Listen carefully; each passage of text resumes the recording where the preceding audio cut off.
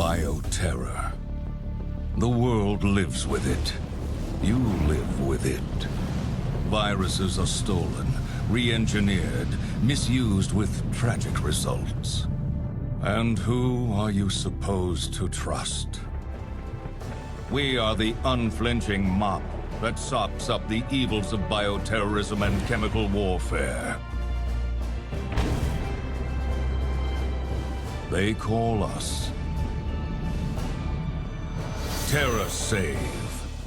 Resident Evil Revelations 2 is the follow-up to the excellent 3DS survival horror game, which also had a PC release not too long ago. Oh, that first Revelations, Hex, so good. It successfully recaptured the tension and thrill of what made this series so great, without feeling dated. I loved its shorter episodic feel too. Yes, it certainly was a good mix of old-school survival horror with updated controls. I mean, you could shoot and move at the same time. Yes, an actual revelation. Revelations 2 skips all Nintendo consoles this time around, but it's pretty much on every other platform. It begins with Claire Redfield and Moira, who is Barry Burton's daughter, Hey, Claire! as they're abducted at gunpoint and dumped on a mysterious prison island. My name is Moira Burton. Some kind of monsters have killed the others. Please, send help! Please! What is this place? You play 4 characters in Revelations, and always 2 at a time. Claire Redfield is a tough soldier, ready for anything and trained in every weapon you can imagine. Go away. Go away. He went flying! Her partner Moira has a flashlight to help find pickups and blind enemies. She also has a crowbar for follow-up kills and getting into crates. Barry Burton, one of my favourite characters from the series, comes to the island to find his daughter Moira. My name is Moira Burton. If you can figure out where we are, please, God, send help. And is instantly paired up with a creepy child known as Natalia. Her ability is pointing. Be careful. What's wrong? I think I saw something. There's something ahead. Be careful. That's right, when you play as Natalia, it's a third-person pointer. But she can also see enemies through walls and throw the odd brick. Getting closer! They're up against a strain of the zombie virus that goes nuts every time you experience fear.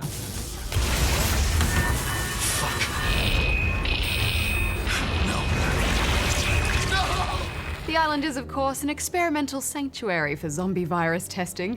Someone known as the Overseer directs the deadly situations you find yourself in through cameras, and it's up to you to work your way through a variety of deadly puzzles and traps. And, of course, lots of zombies.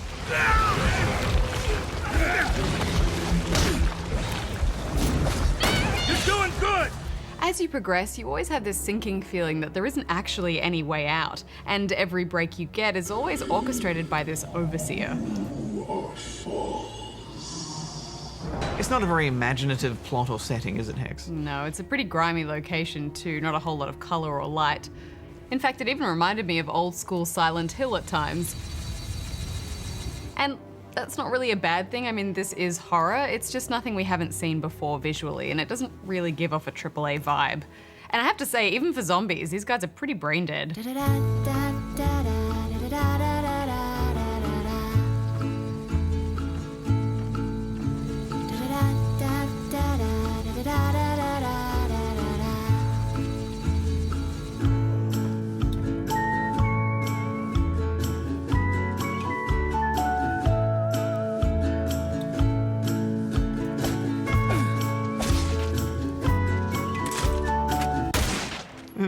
Dialogue is functional and does its best to drive the story forward. The banter between characters feels right, but don't expect a huge amount of depth to it. Listen, there's a bad lady in the tower out there. Once we take her out, we can all leave the island together. Which is pretty much a standard rule when it comes to Resident Evil. Yeah, I think so. Just assume there'll be Wesker at some point. Wesker. And a bunch of virus stuff that's probably quite confusing. Shame about your friend. But you're tougher than he is. Even so, Hex, I did quite enjoy this storyline and how all the plots cross over. He's got the virus. In fact, the level design crosses over too, as you start switching between the characters. At first I thought this was a bit lazy, but then I started to really enjoy going back to these previous locations and opening up new routes. Yeah, me too. And the repeat zones don't overstay their welcome, which stops them from becoming tiresome. And because you know the layout already, those items you couldn't reach with one character, even though they were right in front of you, suddenly become a possibility with another. It's good backtracking. I like that they've continued this episodic structure too, with previously on and next time ons. Previously on Revelations 2. Yes, and we said this with the last Revelations and pretty much every time we've ever come across it, but more games need to do this. Yes, I agree. They've also released this game episodically, which I think is a good move. It means you can just buy the first chapter if you want to, and then make up your own mind as to whether you're invested enough to play and pay for the rest. Although early on, there are some sections that might turn people off, such as when you escape from that first zone. Oh, yes. Just when you've worked out how to take down regular zombies and learn to fight off some of the tougher ones, they all decide to get together and have a dinner party. Where your face is the main course.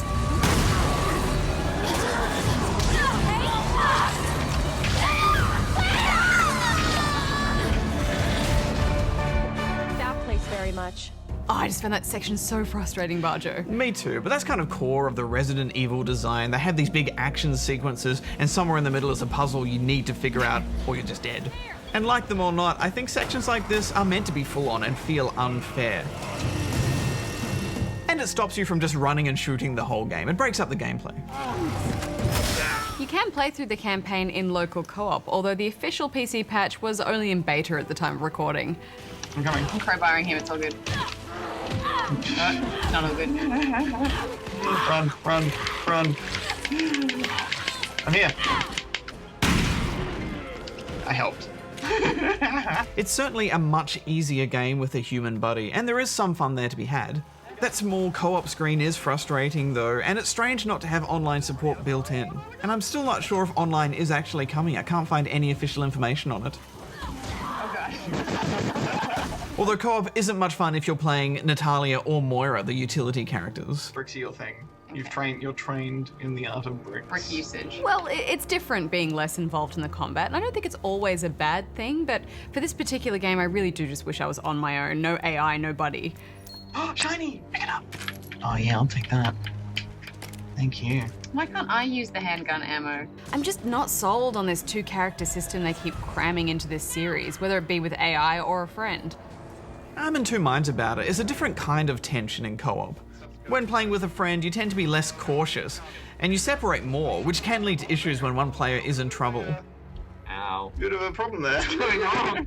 But yes, with the Resident Evil 1 remaster not too long ago, we were reminded just how much fun it is to be alone in these games. I just hate babysitting NPCs.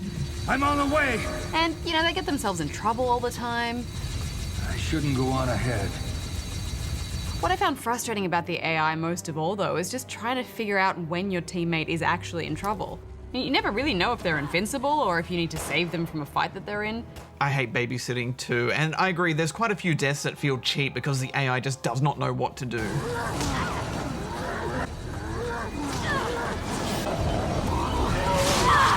But it does add an interesting element to the fights and puzzles. There's something right there. I don't know what you're seeing, but point me at it. I think the best use of co-op is when you're up against invisible enemies that only Natalia can see. You have to switch between her and Barry to get a line of sight on them, or just aim where you can see that she's pointing. Yeah, I like that mechanic a lot. There's also raid mode, and this sees you moving through a bunch of levels, and it's essentially a wave mode with lots of unlocks and progression. There is a fair bit to it, but it did feel like a one-time affair for me. That gunplay and combat is great though. Absolutely. Along with the perk trees mixing up your combat style, you'll be focusing a lot on reload management and keeping your distance from everything that has guts coming out of it. You'll also be watching for melee opportunities to save on ammo. And when it all comes together, it feels great. Is that a guy? Stop it. Stop it. No. And when it doesn't, it goes very bad.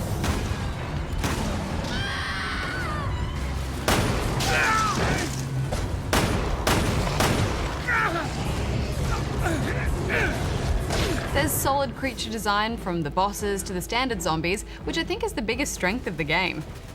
I also thought weapons handled well, and there's plenty of augments to swap in and swap out as you progress. It's so good to have Barry Burton's Magnum back in the game. Boom!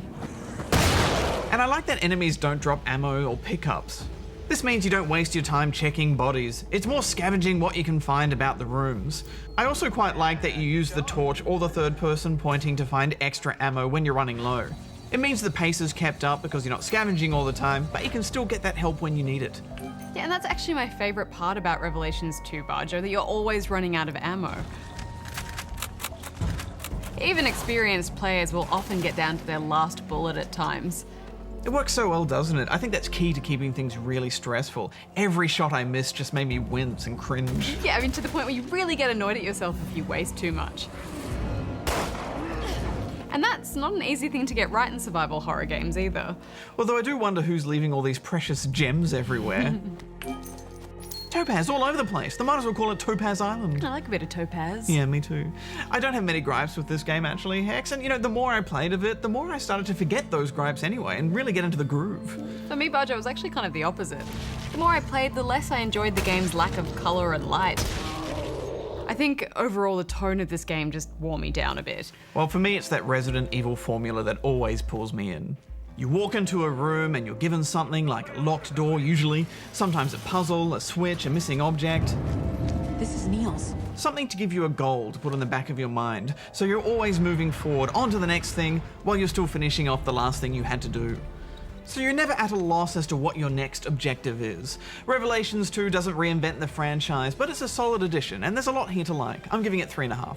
Now, this one is especially for the fans, or those who crave a split-screen experience, which is a rare commodity in games these days. I'm giving it 2.5.